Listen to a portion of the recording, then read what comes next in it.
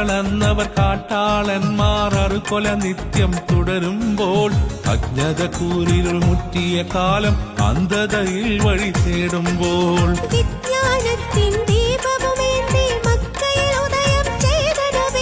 വിജ്ഞാനത്തിൻ ദീപവുമേന്തി മക്കയിലുദയം ചെയ്ത നബി നാടും വിട്ട് നബി വീടും വിട്ട് സൗറിലോടി വന്നു.